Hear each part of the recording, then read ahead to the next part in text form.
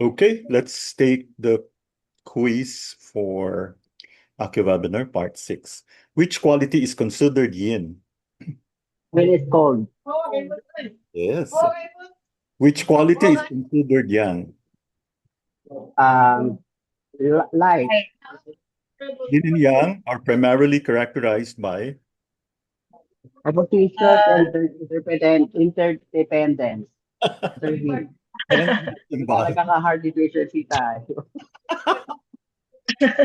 Other fluids are classified as Fluid skin. functional activity in the body is considered Yang. huh? Yang. Yang. Excessive Galaw. activity tends to consume. Yin fluid. Okay, so kung grabe yung trabaho mo, nakalimutan mo na natao ka lang, will have yin deficiency, no? Tapos, nag-evolve siya into dampness, phlegm, cancer, even.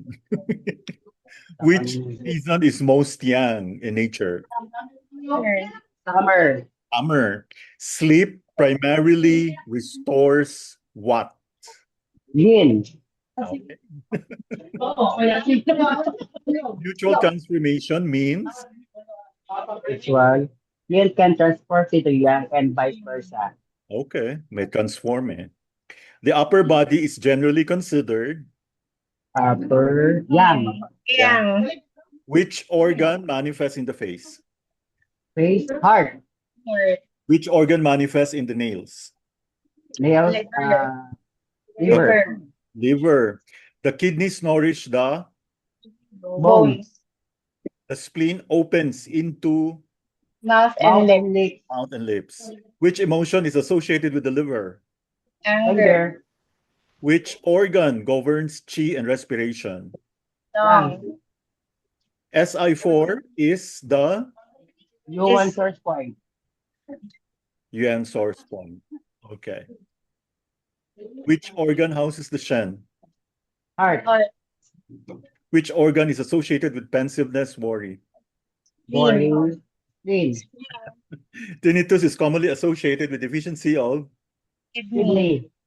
which organ opens into the ears? Kidney. The lung manifests in the Skin and body hair. skin and body hair. Which organ governs TNT? Spleen. A red tongue tip often reflects imbalance in Heart. which organ stores zinc? Kidney. Kidney. SI3 is the confluent point of the Dumai. Dongmai. SI4 is the Human source point. Source point. SI6 is Eclair. left, yeah. SI7 is No connecting point. SI8 is the Hosi point and belongs to which element? Earth. Earth. Which SI point is important for neck and spine disorder?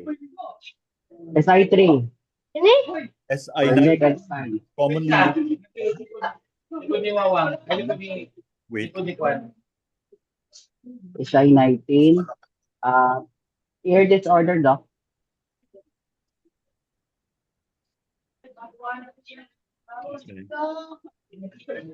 Ear disorders. SI11 is a major local point for Scapula tension. yes. SI1 is commonly used to Food lactation. Promote lactation. lactation. SI5 is the Far point. Fire point. fire point. SI6 commonly benefits the Eyes. okay. Saan yung maingay?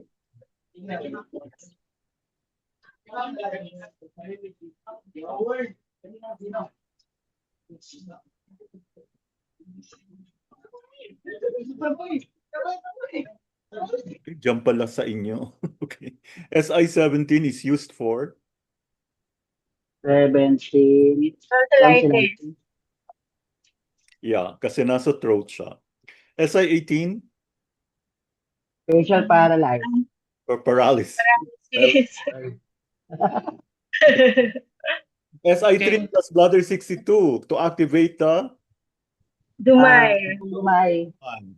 SI-11 benefits the Breast and chest. yeah. Tongue is primarily composed of Ang skeletal muscle. skeletal muscle. Which papillae are most numerous? Pili. Diba? Filiform. Which papillae Filiform. contain many taste buds? Pili. Circumvallate. Circumvallate. Circumvallate. Which ang taste bud. Circum. The terminal sulcus separates the Anterior, Anterior, 2/3, and and posterior, 1/3. foramen cecum is associated with embryologic descent of the Thyroid. which muscle protrudes the tongue? Susud. Geniolod. Genioglossus. Genioglossus. Most tongue muscles are innervated by CN7.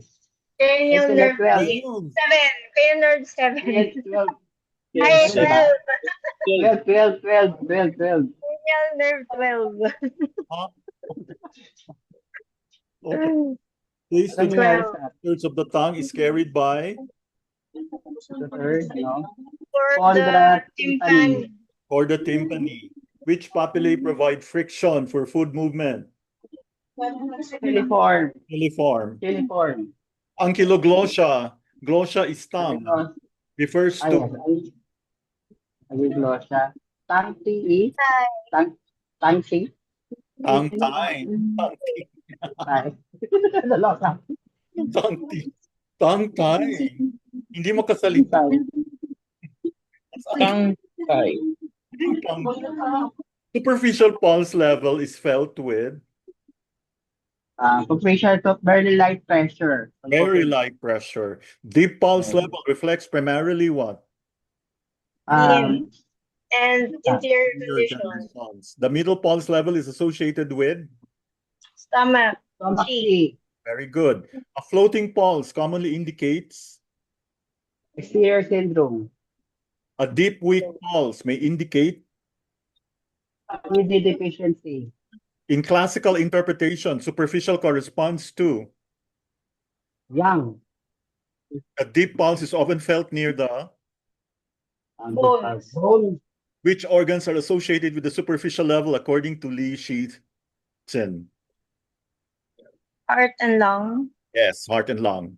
The middle level reflects the quality of Blood. Blood. blood. A healthy pulse is usually strongest where? In the middle level. Okay, yung sa iyo, Sir Mark, nasaan strong? Baka siya, doktor. Mukhang Parang nasa deep na ata ako. Exterior na po pa. the cranium protects the what? Brain. Which bone forms? Ganyan ang term ng mga medyo may pinag-aralan ha, cranium. Okay? Pag wala kang, okay, kung hindi ka member, which bone is the forehead? Frontal. Yes. The sagittal suture lies between Two parietal two parietal bones. The junction of the coronal and sagittal sutures is Pregna. bregma. The mastoid process is located near. In the ear. Here. Alam mo, hiluti-luti nyo yan, nagli-lift yung muka, as in. Yes, Yes, no. it's true. Yes, I always do this. Yan na rin Side gawin stroke. ni Risen. Side stroke, Doc, effective yan. Saka sa Sobrang third effective. Oh yes. Saka Anong point? mafe-feel mo talagang it's lifting. Ang galing. So ganun-ganunin mo. Yan na stimulate mo ha, kaysa iba yung stimulate mo, Sir Mark. Oo. Anong point yan? Yung anong SI point yan? Go. SI7. Anong SI7? Oh. SI. Naku, wrong. 17. Wait lang ah. It's 17. SI 17? 17. 17? 17. O, tama ako. Tapos 17 Yeah! tama, Kasi 17. Madam Wilma, talagang hahanapin niya na saan si SI 17. Mamaya, Tama. magana lang yun sa kahihilot. Dinali na yung Xerox to. 17 pala yun. Ay, oo. Tinry mo na ba igwasya-gwasya yung SI 17, Ma'am Trix? Yes, always. Ay, nakita niyo ba yung mukha ni Ma'am? I always press it. Ang liit-liit na mukha niya. Uy, Ay, hindi. yeah, that will be my mannerism from now on. Oo, di ba? Pampalit, Oh. pampaganda. O, tingnan mo si Sir Jobel, hinahanap pa yung SI 17. Okay. Which mnemonic describes... Ay, ano bang question to? Ganito na lang. Anong ibig sabihin ng SCALP? The scalp. Sige nga. Sir Jobel, what do these letters stand for? Naku, wala na. Ay, ano yan? Okay, Ma'am Trix, help out. S is kin. C is... And Oy, Sir Mark, ano yung C sa scalp? Kaya mo, ano ba yan? Part 2 ba? Cranial. Ha? Ganyan? Cranium? Ano naging cranium? Ang A, ano? Actually, in connective tissue, Ang A, aponeurosis. aponeurosis. ano, Tapos L is loose connective tissue. And then tama. P, P is pericranium. very good. Ano nga ang C ulit? C is connective tissue. Okay. Wow, yan po ang scalp. Okay? Needles in scalp acupuncture are usually inserted at what angle? 15 to 30. C. 30 degrees. 15 to 30. Jimmy 15 to 30 lang, no? near the Vertex. vertex. The lambdoid suture lies between. Ay, by the... What is the exact location of Do20? Google, dali. U20 is How many two Diba? from the... 7. I would, yeah, 7 soon. Saan ang galing? 7 tune mo. From the forehead. Which part of the forehead? Tama ba ako? Ang lawak kayo ng forehead. Yung iba nga dyan, ang lapad eh. Sana de, ano, natin, Above the eyebrow. Ha? sa akin yung ano yung sa, yung 220, Oh, let's ask Yung- Ma'am Pero, Wilma. kasi, Where yung did- 220 meron siyang parang depression. Pag hinawakan mo siya. No, you May- have pag sa eyes. What is it? Midline, Doc. Midline saan? No, from 5 the, chon posterior to the midpoint from of the the anterior ear. hairline. From the 7 chon directly above the midpoint of the posterior hairline, or directly above the apex of the auricles on the midline of head. 7 tune. 7 tune sa posterior hairline, sa likod ng hairline. Tapos sa Ano yung tuktok ng posterior ano. hairline? posterior is sa harap. Sa likod. Sa likod ng hairline, posterior. Eh, anong basahan mo sa nasaan yung posterior hairline? Nasaan si Sa May likod ano? ng nape. Sabi ba, batok? Actually, ano? So, sa may nape. Neck. Oh, nape. Name? Nape. Dito sa taas. Hindi, sa likod ng hairline. Sige, let's Sa ask you, Mark.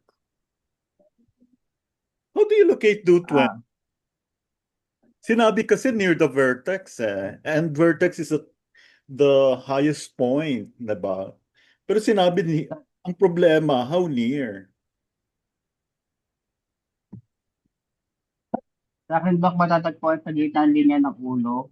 Humigit kumulang 5 kon Tusok sa nyo likod. yan. Paano nyo tinutusok? Hinawakan niyo yung tenga. Parang McDonald's.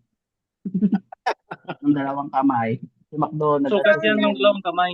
Your apex You eh. read from your notes. Where is the location of GV20? Di ba may mga cellphone? Top of the head. No, be precise. Okay, let's ask Miss San Jose del Monte, Bulacan. Ano nga pinagagawa niyo? Point five soon. Directly out the point of the anterior hairline. Sa ano yan eh. Ay, ang tagal. Tinitok-tok ng tenga hanggang To sa the kabilang midpoint tenga. of the anterior hairline. Midpoint ng ano? Of the anterior hairline and 7 points tuned directly above the midpoint of the posterior hairline. 7 tune. So saan na galing yung 5 tune?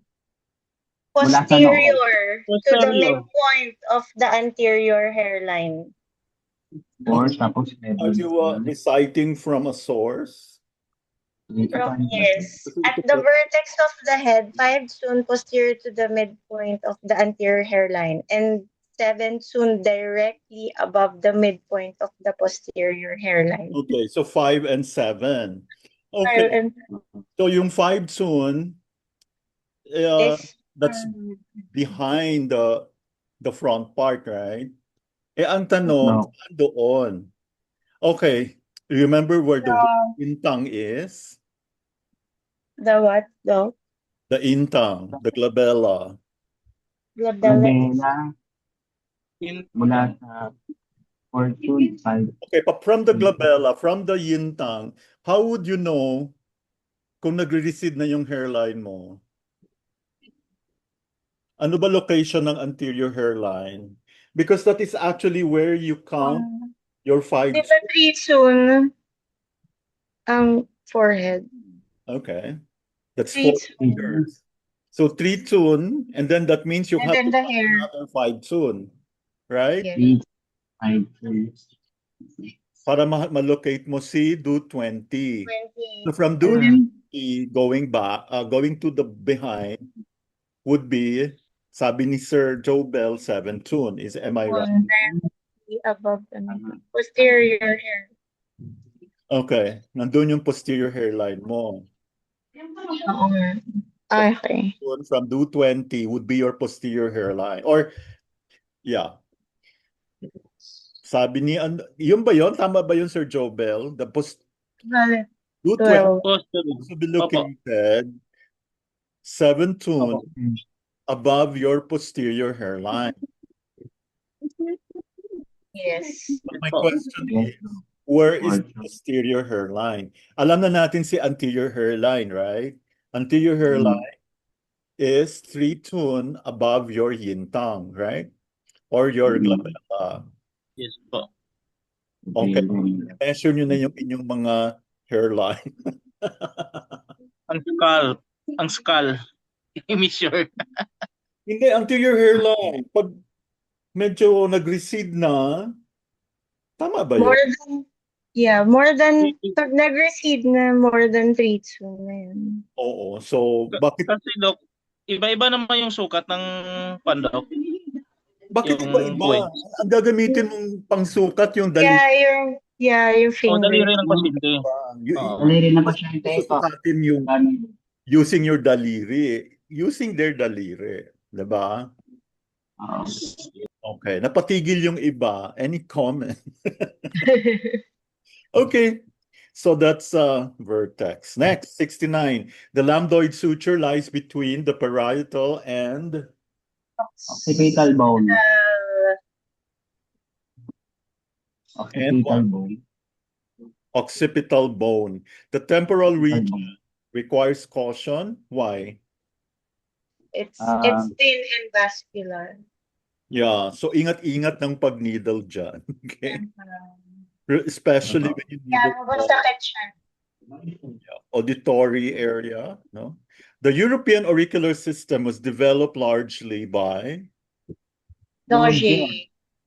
The helix is associated primarily with the Musculoskeletal system. musculoskeletal system. The antihelix corresponds mainly to the Vertebral column. scapha is associated with Upper Upper extremity. extremity. Upper glandular extremities. fossa is associated with Reproductive Thoracic system. concha, Concha. Internal organ. internal organs, tragus or tragus, Nervous. Nose and throat. The antitragus, brain. Anti-tract brain and neurological Brain and regulation. regulation. earlobe, Head and Head facial and structure. facial structure. auriculotherapy maps the body as an Inverted fetus. inverted fetus. Tama. In the inverted fetus concept, the spine corresponds to Antihelix. Antihelix. the external auditory meatus, a strong influence through the Vagus nerve. ay nako, tusukan nyo talaga to. Nag-relax yung pasyente.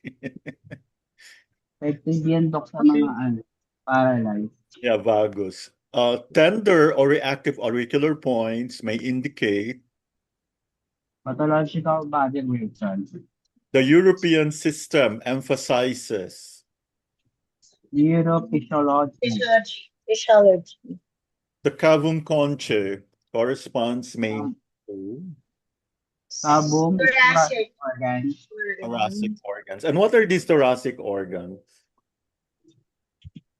What are Lumbar. your what? No. What are your The- thoracic organs? The organs located sa thorax. Sa Sa chest. thorax. Yan yung T1, T2, T12. Hindi, yung organs. Organ ba yan? Kung alam yung nasaan yung cavum conchae, you would know the answer.